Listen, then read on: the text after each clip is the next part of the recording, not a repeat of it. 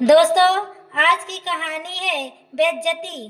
तुम्हें तो खाना भी ढंग से नहीं बनाना आता और दूसरा काम क्या खाक करोगी। कहते हुए शेखर ने भोजन की थाली उठाकर फेंक दी। सहमी सी पलक सिर्फ मुख जमीन पर पड़ी थाली और गिरे हुए अन्न के दाने को देखते रह गई। थाली के साथ उसका सम्मान भी जाने कितने चोट खाता जमीन पर दम तोड़ रहा था। पलक ने अपने घर में कभी ऐसा अपमान भोजन का नहीं देखा था, ना ही कभी पापा को माँ से इस तरह बर्ताव करते हुए देखा था। आश्चर्य और दुख से आंखें भी सहम गई। उसने भरे आंसुओं से आंखों को छिपाओ मुंह घुमा लिया, ना विद्रोह कर उठा। अगर नमक कम तो प्रश्न, उससे ज्यादा तो प्रश्न। कौन सा पैरामीटर है जो नाप ले उसका मचलता तो किसी की शिकायत का मौका ही नहीं देती। घर और स्कूल में तालमेल बनाए बैठी जब पलक खुद को थका हुआ महसूस करने लगी थी। थके होने पर भी बहुत ही प्रेम से शेखर का मनपसंद खाना बनाती। इसकी कोशिश रहती कि कभी तो शेखर के दिल को छू सके, पर हर बार उसकी उम्मीदों पर पानी फिर जाता। पलक को लगने लगा था कि शेखर पूर्वाग्रह से ग्रस्त इसका प्रयास विफल कर देता। जब भी समझाने की कोशिश करती, टीवी पर बड़े बड़े बाबाओं के द्वारा दिखाए जाने वाले उपदेश शेखर के मानस पटल पर आच्छादित रहते और वह उनकी परिधि से 1 इंच भी टच से मस्त न होता। जब कोई धारणा मनोविकार का रूप ले ले तब उसे छोड़ना आसान नहीं होता है। शेखर के साथ भी यही हो रहा था। सामाजिक व्यवस्था जिसमें स्त्री सिर्फ भोग्य व पुरुष की दासी बन जाती है, यह बात शेखर के दिमाग पर कहीं गहरे बैठ गई थी। इससे आगे जाने पर या कुछ समझने को वह तैयार नहीं होता। पति की फेंकी खाने की थाली उठाती पलक बहुत कुछ सोच समझ रही थी। अंतर्द्वंद से उसके तन मन को घायल कर दिया था। किसी बात को कहने के लिए झल्लाना जरूरी तो नहीं। प्यार भरी बातों से सुलझाते मसले उचित फलदायी होते हैं। मन के किसी कोने में रत्ती भर भी जगह हो तो इंसान कुछ भी करता है तो प्यार से या समझाने के लिए, ना कि तिरस्कार के लिए। पलक को लगता जैसे शेखर तिरस्कृत करने का बहाना ढूंढता है और पलक मुंह बाएं बात की तह तक जाने की कोशिश करती रह जाती है, क्योंकि हर बात को चिल्लाकर कहना क्या सही है। आज उसने निश्चय किया कि शेखर से बात करेगी। जीवन में इस तरह से तो नहीं काटा जा सकता। शेखर, आपसे एक बात करनी है, पलक ने पूछा। बोलो, शेखर के स्वर में अनावश्यक आक्रोश था। फिर भी पलक ने अपने को सामान्य बनाते हुए कहा, आप जैसा कहते हो मैं वैसा ही करने की कोशिश करती हूँ। स्कूल के जाने के पहले पूरा काम करके जाती हूँ, आकर स्कूल पूरा करती हूँ, लेकिन आपकी शिकायतें कम ही नहीं होती हैं। मैं तो दुखी हो गया हूँ तुम्हारे कामों से। कोई काम ढंग से करती नहीं हो और जो यह घर के काम कर रही हो कोई आसान नहीं है, तुम्हें ही करनी है। सुना नहीं, बाबा जी ने कहा था कि स्त्रियों का धर्म है पति की सेवा करना, घर को व्यवस्थित रूप से चलाना। यही तुम्हारा कर्तव्य है।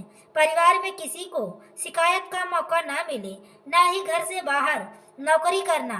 और पुरुषों के लिए क्या कर्तव्य है यह भी बताओ शेखर।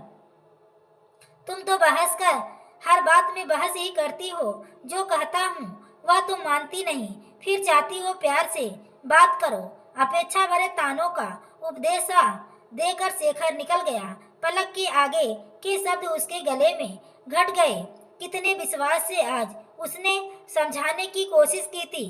पलक सोचने लगी कि क्या दुख की सिर्फ इतनी परिभाषा है कि सब्जी में नमक कम या ज्यादा हो और दुखी हो इंसान तड़प उठे, या तो ऐसा लगता है कि दुख का उत्सव का मना रहे हैं। बहुत अजीब व्यवहार है। और यह जो प्रवचन देते रहते हैं नित्य नए बाबा बनाम ढोंगी, पंडालों में तो कभी वीडियो बना जिनका सिर्फ एक ही मत है कि महिलाओं को कैद कर दो, एक भी साथ अपनी मर्जी से न ले। क्या दूसरे विषय ही खत्म हो गए हैं? बातें सिर्फ स्त्री विरोधी वैसे देवी की संज्ञा से विभूषित करते नहीं थकते। पलक का मन करता कि काश पति को समझ पाती।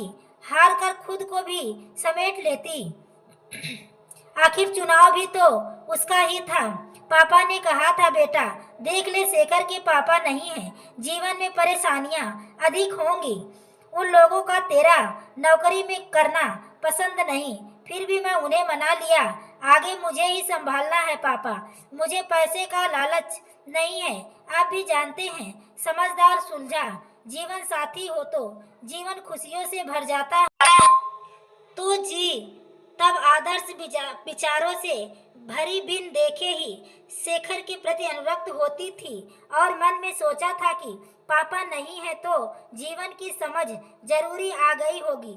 समझदार इंसान होगा। परेशानियां इंसान को अनुभवी बना देती है। पापा ने एक बार फिर दोहराया था कि एक बार फिर सोच ले बेटा, और भी रिश्ते हैं। लेकिन पलक ने अपना मन शेखर को सौंप दिया था और फिर दोनों की शादी हो गई। तब कहाँ जानती थी 21वीं सदी में भी कोई स्त्री स्वतंत्रता के इतने खिलाफ हो सकता है। सुबह शाम टीवी पर आने वाले बाबाओं के प्रवचन को सुन मानसिक बीमारी पाल सकता है। अपना समय तो कसरत या व्यायाम में लगाना चाहिए। उसे इस तरह बर्बाद कर सकता है।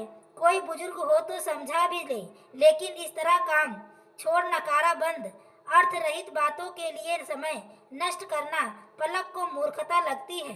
पढ़े लिखे शेखर का बाबाओं के प्रवचन सुनना पलक को आश्चर्यजनक भी लगता था। आज के समय में जब स्त्री के आर्थिक सहयोग के बिना घर की व्यवस्था सुचारू रूप से चलाना संभव नहीं, वहाँ यह बातें महज कुत्सित मानसिकता या पुरुष के बीमार अहम का हिस्सा भर है। शुरू में तो पलक ने सोचा शांत रहेगी तो शेखर का गुस्सा कम हो जाएगा, लेकिन पलक का साथ मृदु स्वभाव भी शेखर में कोई बदलाव नहीं ला पा रहा था। रोज अपने और शेखर के बीच प्यार के सूत्र पिरोने की कोशिश करती, लेकिन शेखर किसी पत्थर की तरह अपने विचारों पर अधिक रहता। पलक स्कूल जाने के पहले सारे काम निपटा रही होती और शेखर आराम से टीवी पर नित्य बाबाओं की बेमानी बातें बड़े ध्यान से सुनता, जो उसके मानस पटल पर अंकित हो।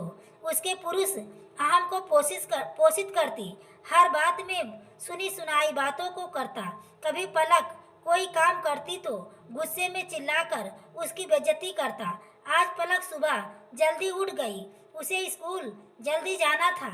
उसने अपने साथ सबकी चाय बना ली और शेखर को देते हुए कहा, शेखर मैंने पुष्पा दीदी की चाय भी बना दी है, मैं नहाने जा रही हूँ, मुझे आज स्कूल जल्दी जाना है। पुष्पा दीदी उठे तो आप उन्हें गर्म करके दे देना। पलक की ननद भी अपने छोटे बच्चों के साथ रहने आई हुई थी। इतना सुनते ही शेखर का मूड खराब हो गया। चिल्लाकर बोला, पलक मैं देख रहा हूँ कि तुम माँ को इग्नोर कर रही हो।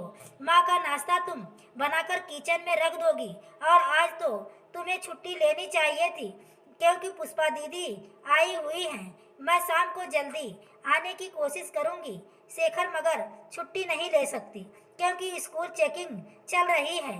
और शेखर आप चिल्ला क्यों रहे हो? शांति से भी तो कह सकते हो, अच्छा नहीं लगता जब आप चिल्लाते हो, वह भी सबके सामने। क्यों सबके सामने की क्या बात है? यहाँ बाहर का कोई है, माँ है, मेरे भाई बहन है। नहीं शेखर, बात करने का ढंग होता है, इस विषय पर सोचने की कोशिश करो, कहकर पलक स्कूल चली गई। जब भी पलक स्कूल को निकलती शेखर कुछ काम जरूर बता देता, पलक को करके जाना होता, जिस वजह से अक्सर स्कूल के लिए देर हो जाती और फिर प्रिंसिपल की डांट सुननी पड़ती। पलक की हमेशा कोशिश होती कि बात को समझकर सुलझा लिया जाए। वह वैसे भी मुस्कुराती रहती थी। सोचती थी पापा के असमय जाने से शायद स्वभाव में चिड़चिड़ापन आ गया है। प्यार से धीरे धीरे सब ठीक हो जाएगा। उम्मीद की किरण उसके होठों पर मुस्कान बिखेर देती। कितनी भी बात हो, पलक कभी मुंह बनाकर नहीं घूमती, लेकिन इन कोशिशों में शेखर की स्त्री के प्रति अवमानना उसके रिश्ते में विष घोल रही थी। मार्च का महीना था। काम ज़्यादा ही होता है। शाम के 3 बजने को आए। पलक जल्दी जल्दी रिजल्ट का काम निपटाने में लगी हुई थी, तभी फोन बज उठा। क्या बात है, अभी तक घर नहीं पहुंची? शेखर गुस्से भरकर बोला। बस निकल रही हूँ शेखर, 3:30 बजे भी तुम स्कूल में हो, खाने का समय हो रहा है, कब बनेगा खाना? मैं कुछ करने वाला नहीं, जल्दी घर आ जाओ, अभी बाहर से ऑर्डर कर देती हूँ। नहीं, बाहर का नहीं खाएंगे, तुम अभी निकलो, आकर बनाओ, कहते हुए शेखर फोन पर ही चिल्ला उठा। पलक ने आसपास नजर घुमाकर देखा तो साथ में काम कर रहे सहयोगियों ने शेखर की आवाज सुन ली थी। पलक की आंखों में अपमान के आंसू आ गए। पलक को बेइज्जत करने में शेखर को बड़ा मजा आता था। वैसे शेखर जब चाहे बाहर से खाना मंगवा लेता, लेकिन अगर पलक कहती तो कभी नहीं मंगवाता था। हारी थकी पलक घर में घुसी तो सब बैठे आराम से टीवी पर बाबाओं की प्रवचन सुन रहे थे। उसके घुसते ही सबने ऐसी उदासीन नजर डाली जैसे वह घूमकर आ रही हो। फिर दोबारा टीवी देखने लगे, जिसमें अक्सर चर्चा होती कि आजकल की स्त्रियों जो घर से बाहर काम करने निकलती हैं, वह सिर्फ एक बहाना है कि स्वतंत्रता से घूम सके और काम से बच जाए, फैशन कर सके, इसलिए काम का बहाना लेकर जाती हैं। यह सब बातें सुनकर शेखर पलक के काम करने से चिढ़ा रहता था। आज शेखर का गुस्सा अब 7वें आसमान पर था, क्योंकि उसकी बहन आई हुई थी। पलक ने आते ही बैग रखकर जल्दी से हाथ मुंह धोकर चाय चढ़ा दी। थकावट इतनी थी कि खाना बनाने की हिम्मत नहीं हो रही थी, लेकिन बनाना तो था ही। चाय पीकर पलक खुद को थोड़ा फ्रेश फील करती थी। फिर सोचा जाकर सबसे पूछ ले, कोई अगर चाय पीना चाहेगा तो वह बना देगी। माँ अभी तक दवा नहीं ली है, वह भी लाकर दे दो, शेखर बोला। थकावट और पति का आदेशात्मक स्वर पलक को तोड़ गया। जानती थी पति नहीं चाहता है वह स्कूल में काम करे, उसके हिसाब से तो घर में ही औरत को काम करना चाहिए, बाहर निकलकर स्वतंत्र हो जाएगी। पलक चुप रही। उसे पता था कि नौकरी किसी भी कीमत पर नहीं छोड़नी है। उसने लाकर मम्मी जी को दवाई और पानी दे दिया। फिर चाय बनाने के बाद साथ ही खाने की तैयारी शुरू कर दी। अभी बात को बढ़ाना ठीक नहीं समझा। शारीरिक थकावट और शेखर की बातें मन को परेशान कर रही थी। वक्त अपनी रफ्तार से बढ़ने लगा। पलक शांत रहने की कोशिश करती, सबको मुस्कुराकर ही उत्तर देती। जब भी उसके चेहरे पर मुस्कुराहट होती, जाने क्यों शेखर की अजीब सी प्रतिक्रिया होती और अक्सर उसे ढीठ ही की संज्ञा से विभूषित करता। आज पलक खाना बनाते हुए गुनगुनाने लगी। गाना गाते हुए पलक की बोरियत दूर होती थी, मन भी प्रसन्न भी हो जाता था। शेखर ने सुना तो बोला, माँ देखो तो कैसी बेशर्म है, अभी डांट पड़ी है, अब गा रही है, जरा भी इसको शर्म नहीं है। असल में थोड़ी देर पहले शेखर उसको कपड़े के लिए चिल्ला चुका था। उसे वही शर्ट पहनी थी जो गंदी थी, जबकि पलक हर संडे को ही वॉशिंग मशीन चलाती थी। पलक ने सुन लिया, किचन से आकर बोली, क्या मुंह बनाकर घूमना अच्छा है? वह भी तो आपको अच्छा नहीं लगेगा। वैसे भी 2 भाइयों में मैं सबसे छोटी। पलक चंचल खिलखिलाने वाली हंसमुख स्वभाव की लड़की थी। शादी के 3 साल बाद भी शेखर में कोई परिवर्तन नहीं था। अब पलक को लगने लगा था उससे कहीं गलती तो नहीं हो गई। उसने सोचा था कि पापा की अनुपस्थिति में शेखर को गैर जिम्मेदार बनाया होगा, पर पलक की सोच उसे झूठा साबित कर रही थी। छुट्टी का दिन था। मम्मी जी के पैर में दर्द था। शेखर ऑफिस गया था। थोड़ी देर में शेखर आ गया और आते ही बोला, अरे पलक, तुमने माँ के सामने सिर पर पल्लू नहीं किया। सर झुका। सास के पैरों को तल्लीनता से दबाती पलक को यह भी पता नहीं चला शेखर ऑफिस से आ गया और जाने कब उसके सर से पल्लू सरक गया। अचानक शेखर ने एक थप्पड़ पलक के गाल पर मार दिया। कहा, पलक, तुम्हारी बेशर्मी को तो 2 मिनट में ठीक कर दूंगा। माँ के सामने सिर पर पल्ला नहीं रखती। इतने छोटी सी बात भी बतानी पड़ेगी। पलक नहीं, आंखों में आश्चर्य मिश्रित सवाल समेटे हुए पति की ओर देखा। शादी के इतने समय बाद सिर पर पल्ले की बात कही है, पहले कभी नहीं कही थी। वह खुद ही सिर पर पल्लू रख रही थी। अगर सर से हट भी गया तो उसके लिए थप्पड़, उसका सारा अस्तित्व ही हिल गया। पलक ने दर्द को पीते हुए मम्मी जी की ओर देखा। शायद सास ही बोल दे कि सेवा ही तो कर रही थी, पल्ला हट भी गया तो क्या हुआ। लेकिन वहां की निस्तब्धता पसरी थी। ऐसी रहा था जैसे सास वहां है ही नहीं। पलक को इतने पराएपन की आशा नहीं थी। उनसे गालों पर छपी उंगलियां जैसे उसके सिर पर छप गई हो।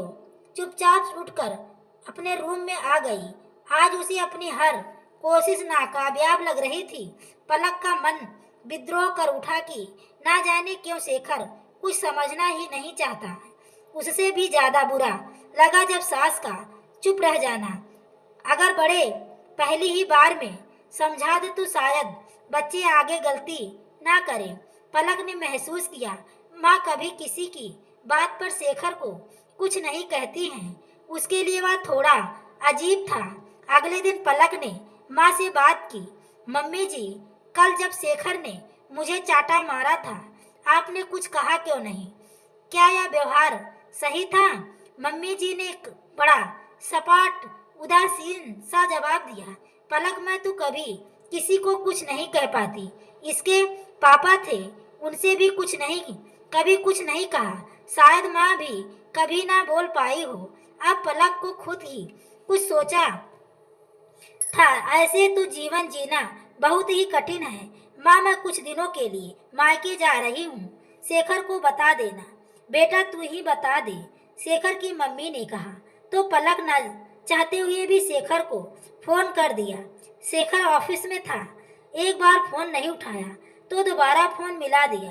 शेखर बिना कुछ सुने चिल्लाने लगा, कैसी ऐसी क्या मुसीबत आ गई जो दोबारा फोन लगा रही हो? पलक, मैं बहुत शांत स्वर में इतना ही कहा, मैं मायके जा रही हूँ। शेखर और कुछ कहता। पलक ने फोन काट दिया। जानती थी पलक शेखर अदतन चिल्लाएगा ही। बिना प्रतिक्रिया दिए पलक मायके आ गई। घर की व्यवस्था अब चरमराने लगी, जिसे पलक अब तक संभाले हुई थी। शेखर, मेरी दवाई खत्म हो गई है। अच्छा माँ, और रसोई का सामान फल भी खत्म हो गए हैं, माँ ने धीमे से कहा। जानती थी अब तक सारा काम पलक ही करती थी। जैसे तैसे कर इतने दिन बाई के सहारे निकल गए थे। पलक के जाने के बाद शेखर ने पलक को फोन नहीं किया था। अहम बस जानता चाहता था कि खुद ही वापस आए। लेकिन पलक अब शेखर को सबक सिखाना चाह रही थी। एक दिन ऑफिस से शाम को शेखर लौटा तो आते ही बिस्तर पर लेट गया। माँ ने माथा छूकर देखा तो तेज बुखार था। उसका सारा शरीर बुखार में तप रहा था। उसकी तबीयत खराब होने से मुश्किलें और बढ़ने लगी। आज शेखर को पलक की बहुत याद आ रही थी। कितनी सेवा की थी। जब पिछली बार शेखर बीमार हुआ था, उसका रात भर जागना, ताजा जूस देना, लेकिन उसने कभी पलक का सम्मान नहीं किया। अब उसे खुद पर गुस्सा आ रहा था, तभी कुछ उसे बेचैन किया जा रहा था। शेखर ने एक बार बात करने के लिए फोन उठाया, फिर उसका अहम सामने आ गया और फिर बिना बात किए ही फोन रख दिया। दूसरे दिन माँ ने कहा, बेटा, पलक बहू को ले आ। देख, मैं अब तेरी देखभाल नहीं कर सकती हूँ। उम्र हो गई है। मेरी गठिया रोग मुझे परेशान करता है। वह तो पलक ही रोज लहसुन के तेल की मालिश करती थी तो थोड़ा चल पा रही थी। शेखर कुछ नहीं बोला, फिर सिर झुकाए बैठा था। उसका मन भी पलक के प्रति अपने व्यवहार पर धिक्कार रहा था। ऐसे क्यों झुकाए बैठा है? आज सोच रही हूँ मैं ही तुझे पहली बार रोका होता तो शायद यह दिन ना देखने पड़ते। माँ ने थोड़ा तेज आवाज में कहा। शेखर की आंखों के सामने पलक का मासूम चेहरा घूम रहा था, हमेशा हंसती रहने वाली पलक मौन की चादर और चुपचाप मायूसी रहने लगी थी। उसे यहाँ यह एहसास उसकी अनुपस्थिति में हो रहा था। घर चल, अब बहुत हो गया। घर की लक्ष्मी को वापस ला। मुझे भी उससे माफी मांगनी है। मैं भी सही का साथ नहीं दिया, माँ ने कहा। शेखर की आंखों में चमक आ गई। सही मायने में आज वह अपने जीवन साथी को लेने जा रहा था। शेखर ने सोचा, फोन किए बिना ही सरप्राइज देना। आज पलक मायके में स्कूल से लौटकर लान में बैठी चाय पी रही थी। गेट पर शेखर को खड़े देखा, उसका मन खुश हो गया, लेकिन आशंकाओं के बदले मन को डराने लगी। यदि मुझे ले जाकर फिर पहले जैसा व्यवहार किया तो। शेखर की आवाज से पलक की तंद्रा भंग हुई। अंदर आने को नहीं कहोगी क्या पलक? आज शेखर की आवाज में गुस्सा नहीं था। हाँ शेखर, अंदर आओ। अंदर जाकर शेखर ने पलक से कहा। पलक, मैं वादा करता हूँ अब कभी तुम्हारी बेइज्जती नहीं करूँगा। टीवी पर फालतू बातें अब नहीं देखूंगा। वास्तव में तुम मेरी अर्धांगिनी हो, मेरी जीवन साथी हो। और शेखर ने पलक के सामने हाथ जोड़ दिए। पलक ने गंभीर स्वर में कहा, मैं चलूंगी, लेकिन एक शर्त है। हाँ, मुझे तुम्हारी हर शर्त मंजूर है, शेखर ने अधीरता से कहा। नहीं, पहले सुनो शेखर, एक लड़की जब शादी कर ससुराल जाती है तो उसके नए घर, नए परिवेश और सबके साथ तालमेल बैठाना बहुत ही मुश्किल होता है। तुम्हें इसका अनुभव नहीं है तो तुम एक महीना मेरे मायके में रहो। हम दोनों यहीं से अपने अपने काम पर जाएंगे, फिर मैं तुम्हारे साथ चलूंगी। शेखर ने स्वीकृति में सिर हिला दिया। आगामी जीवन की नई की परिपक्वता होने को तैयार थी। आंगन का गंधराज हजारों फूलों की खुशबू बिखेर रहा था। उस दिन के बाद शेखर को महसूस हुआ कि सच में पलक कितना तालमेल बिठाकर मेरे साथ रह रही थी। एक महीना बाद शेखर पलक को लेकर अपने घर वापस आ गया और दोनों हंसी खुशी मिलकर रहने लगे। दोस्तों, आपको यह कहानी कैसी लगी कमेंट बॉक्स में ज़रूर बताएं। कहानी पसंद आई हो तो प्लीज़ वीडियो को लाइक और शेयर करें। चैनल पर पहली बार आए हो तो चैनल को सब्सक्राइब करें। आगे के नोटिफिकेशन के लिए बेल आइकन को ज़रूर प्रेस करें। पूरी वीडियो देखने के लिए आपको तहे दिल से धन्यवाद।